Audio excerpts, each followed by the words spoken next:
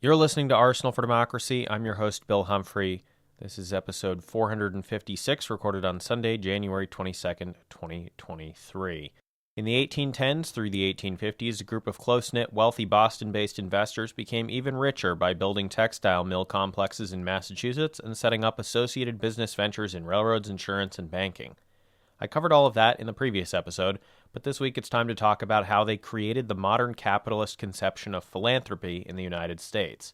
As we'll see, this conception was often quite distinct from charity.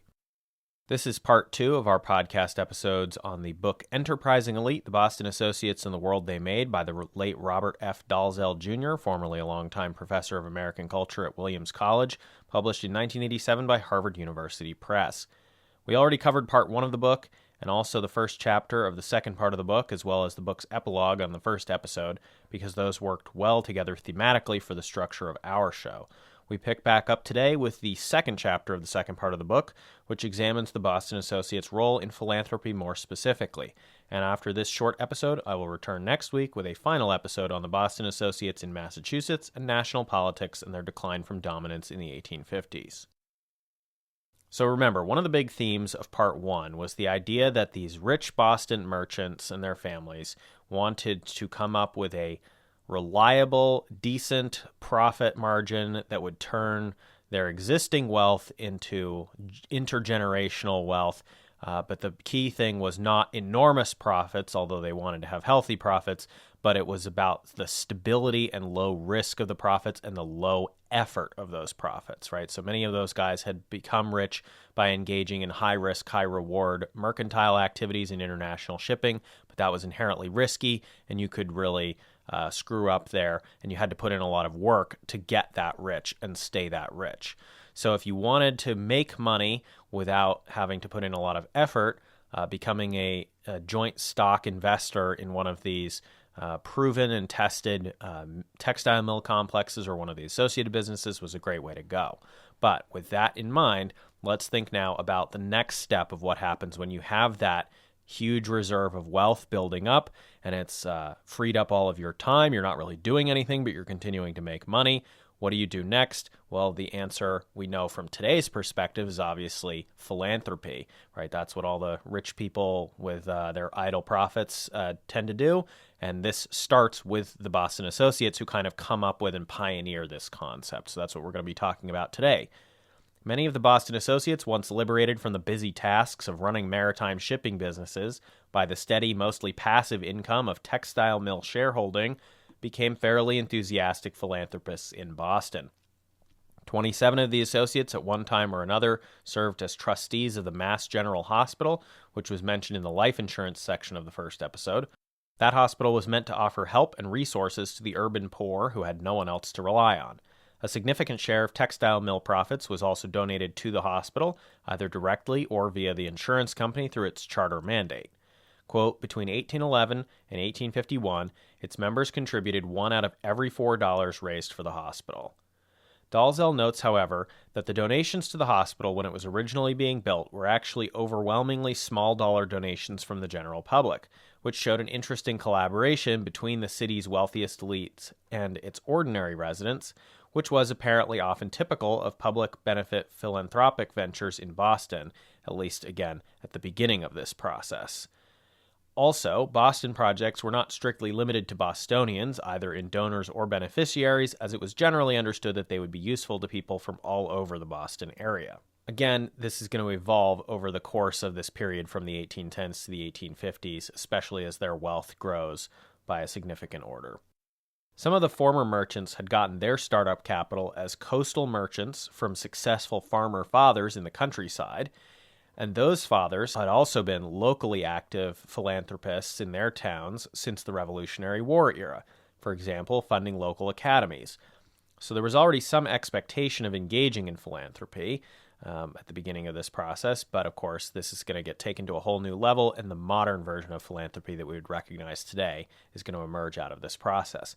As a side note, addressing their trajectory away from rural gentry to rich merchants and then industrial capitalists, they could never have continued as New England farmers like their fathers because of the inherited property division requirements that rapidly split up rural landholdings, breweries, sawmills, or ironworks into non-viable farms or businesses. Many of these country towns across New England were economically and socially declining at the start of the 19th century, and that's important to think about as well in terms of their movement from these areas to Boston and then into the mill owning. Philanthropy on a larger scale, concentrated toward the growing cities, was becoming necessary to maintain social stability as the traditional community life of New England was breaking down and a more alienated wage labor model rose to greater prominence. Wealthy philanthropy to fund institutions for the faceless public was the replacement for traditional community charity or mutual aid. The early wealthy Republican men of the northern United States also understood fairly explicitly that being seen as openly aristocratic, either in behavior or family power, was dangerous to their family's ability to stay at the top of the social order without being overthrown and brought low. Philanthropy could buy goodwill and required enough attention and effort as to look like work rather than idleness, which mattered in a country or region whose identity was based on quote-unquote hard work. Hospital trustees, for example, made weekly visits in person to inspect the hospital and check on how the patients were being cared for. Again, it's very obvious, as we talked about in the previous episode, that these mill-owning businesses did not actually require them to go to the mills or even to set foot in the towns where these mills were based. That's the only reason that they have time to be wandering around hospitals making personal checks as trustees. For management and medical professionals, the trustees tended to hire from within their own families, and those positions were often handed down for many generations. Which is not to say they were unqualified personnel. They were often the medically trained younger brothers from the wealthy trustee families, for example. Quote, "There is little evidence that the quality of care suffered as a result," end quote. This gave the less business-minded but still talented members of the families career opportunities, while also maintaining operational stability and collaboration between staff, management, and trustees, since they were all closely related, which had proven a successful model in business. The Boston associate families concentrated their residences together physically on Beacon Hill and around Boston Common, which were highly visible locations, but, with rare exceptions, these homes were all carefully understated brick structures, perhaps to avoid provoking the populace. The associates were, as a group, overwhelmingly interested in financially supporting literature, whether via personal collections or more accessible private libraries, such as the Boston Athenaeum Reading Room and Library. 90% of the Boston Associates were subscribing members of the Athenaeum. Perkins Institution for the Blind, which still exists today, was founded in 1829 and received a lot of donor support as well. Other philanthropic causes included the Boston Female Society, the Boston Marine Society, Boston Medical Dispensary, which was for the poor, Boys Asylum, the Bunker Hill Monument, Massachusetts Medical Society, Massachusetts Charitable Eye and Ear Infirmary, Handel and Haydn Society, American Academy of Arts and Sciences, the Franklin Fund, the Green Foundation, and others. Most of these still exist today in some form or another. Harvard, obviously, was a huge component of the Boston Associates' philanthropic activities. Wealthy mill investors could fund the creation of new professorships in specialized fields so that their sons could become trained in those fields and not continue in business. And, of course, the new faculty and administrators were sometimes themselves drawn from these families. The biggest single donation from a living donor came from Abbott Lawrence, eventually the U.S. ambassador to Britain. We'll talk more about him next week. And he provided $50,000 to launch a whole new college of science at Harvard, complete with laboratory space, and he left the college a matching further amount in his will. The associates, such as his brother Amos Lawrence, also individually dropped thousands of dollars a year on various private academies and other colleges, such as Williams. Many of the philanthropies of the Boston Associates, much like the insurance company with its large investment fund, ended up amassing huge endowments fairly quickly. This provided yet another pool of money in search of investment opportunities. Surprise, surprise, they concluded that the safest investments in the area were the ones they were already individually invested in.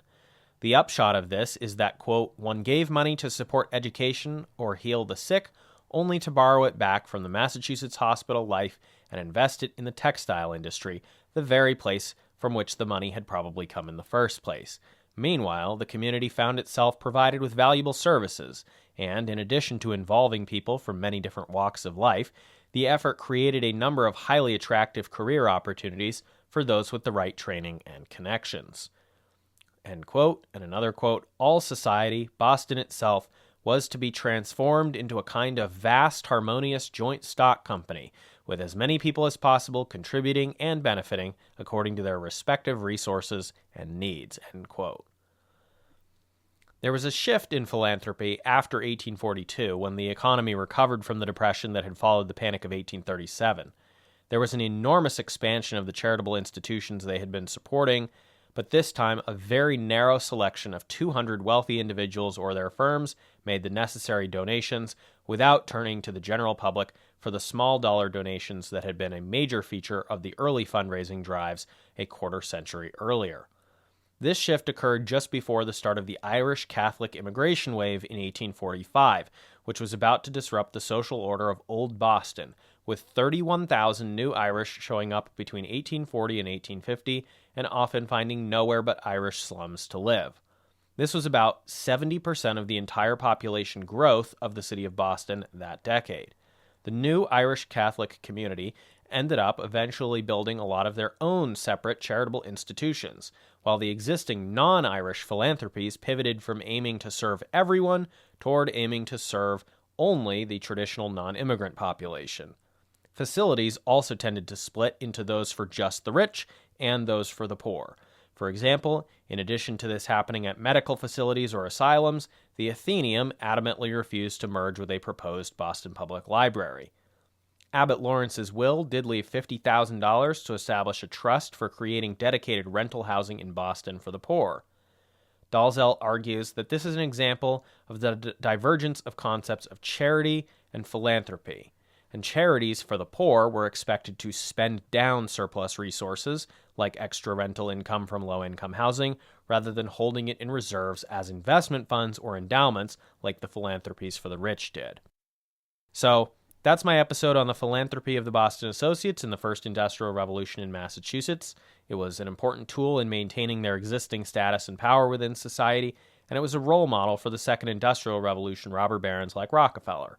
But next week, we'll talk about the direct political exercise of power by the Boston Associates and their Whig Party in pre-Civil War U.S. and Massachusetts politics. So this episode, obviously a little bit on the shorter side, but wanted to give this particular subtopic the attention it deserved on its own and not have it get lost in the shuffle with everything else. It was a long episode last week, and it's going to be a somewhat longer episode next week, although probably still not as long as the first episode. So thanks for listening, and stay tuned for that next episode.